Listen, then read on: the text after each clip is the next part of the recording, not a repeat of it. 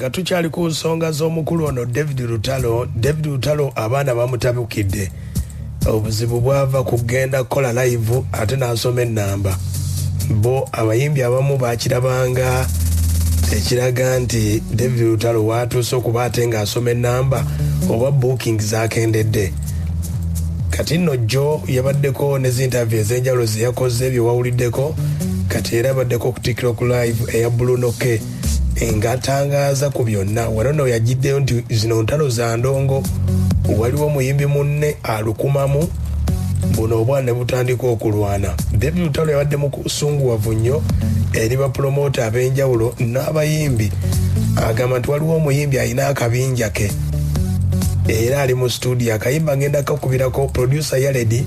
yali mu kukakola ndowooza olunaku olwayo kagera kubanga kafuluma ne kati kukyaliko akasooka ke baatadde. Lutalo yabadde annyonnyola ku nsonga eno abaana nga bamulemezaamu agamba nti ekyokukwatagana ne bapromota ab'enjawulo ulira nze bw'otantegeka kubanga nkolagana ne bapromota abo bokka abategeera era oli wava mu gundi mu sensi etegeera n'atandika akakamanyiro ke nze nga nkuleka problemu gyemba esinga okuba embi kwe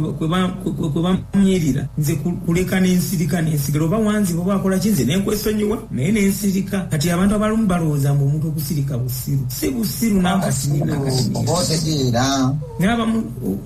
oba oyagala opima oba gw'osirikiridde ategeera kati ye nalowooza ategeera nnyo. David Lutalo kati agamba David Lutalo ebyo byonna bye mulaba akadde kano nga bamulwanyisa buli waleeta oluyimba wabaawo akabinja akamulwanyisa buli bwaleeta oluyimba ulira bwe yaleesa projekiti eno leewo ne batandika balwayamba olwo naluyimba ebbanga ddene luyimba okulaba bambakite neŋŋamba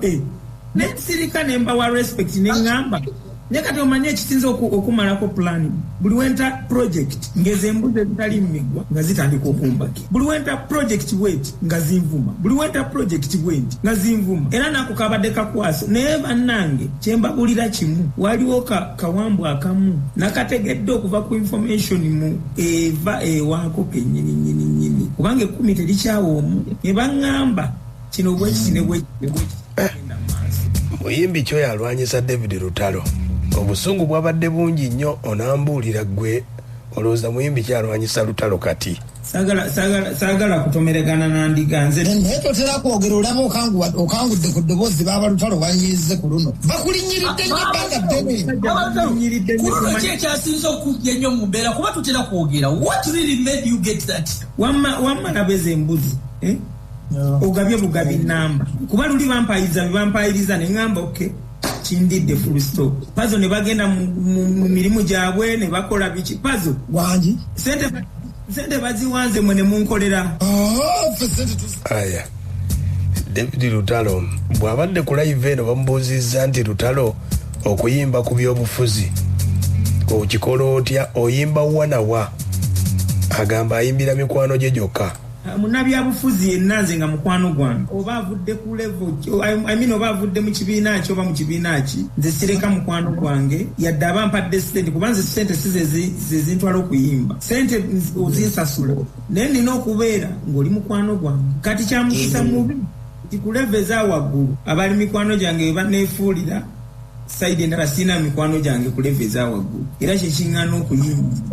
nze nyimbira mikwano gyange bwe ndaba nga eno siinayo mikwano neno sikyalina mikwano nga nsirika oyo yekka mukwano gwange personal friend sifaayo oba avudde mu kibiina ki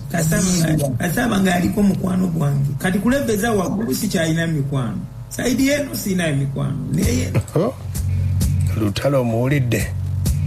agamba zino ntalo ya Lwandongo olutalo Lwandongo muyimbi kyolowooza aleese Lutalo okwogera ebyo nawulira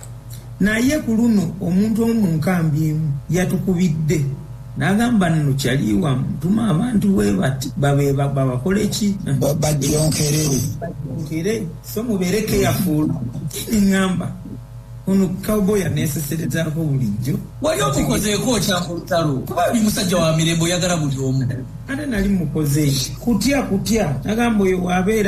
wabeerawo ate bakikola buli lwento oluyimba ne bavuma ne bakola ki sokola ankopa zaada ngamba oba sibawaamu sikola ki naye mbakolere ki nina okuyimba akayimba akalaga obusungu nyinza nokakomya vaasi emu embalaga nti ne ku vaasi mpakasonga ng'akababongote wali otusse ku babongote agambye agenda bakubira akayimba babongote kaali katono ate luno lwagenda bakubira bwabadde ku live bamubuuzizza ne Lutalo wali oyimbyeyo ku nnyimba ezikwata ku muntu nti abantu balumizibwa mu mbeera etambula mu ggwanga Lutalo agambye ati awulira natandika nyimba ziyamba ezo natandika nyimba eziyaffe si bwetyo natandika nyimba nyingi omwavu bamusosola mirimu kati gifunwa banusi bwepole mwana wa gundi naye bwekyoba omanya kasita amagezi gadda ku mumwa ne gava mu mutwe eri abantu nga there are some people who can talk ne boogera sense nakunyonyola ekintu n'okitegeera nga tovumye tokkakanyiza munno mpozi nga naye akuleeteko ki nayogera sense nga ne bwoba olina ensobi ogamba ye David Lutalo bw'atuuse ku promoto ono Abitex bamubuuzizza Abitex yabeere yagamba David Lutalo oli wa musajja wa mutima mubi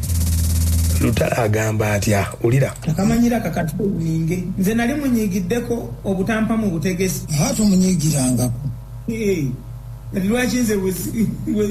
bwenkola ebyange kimunyiiza sokoleke pasi oyagala nime mwanyi ngaazinogera mulala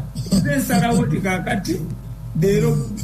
mpadde kuno leero olisimuwadde obuzibu buva obutabawa ku mmwanyi bwompiso bwontegeka leero noŋŋamba nakusaze olwokuba toyagala nsasula balance kubakeri promota agamba nti afunye simuwulirangako waliwo abamanyi nti nkozi omulimu omulungi gye bali bajjo wamuwulidde nawulidde Uncle Nobert ng'ayogera bulungi ate n'oyo simukolerangako nnyo kintu naye amanyi omugaso gunina mu industry ye David Lutalo watuuse wa ne bamubuuza ama bangi nnyo banafuya nga bagamba Lutalo wagwa bangi nnyo abakoze live video biki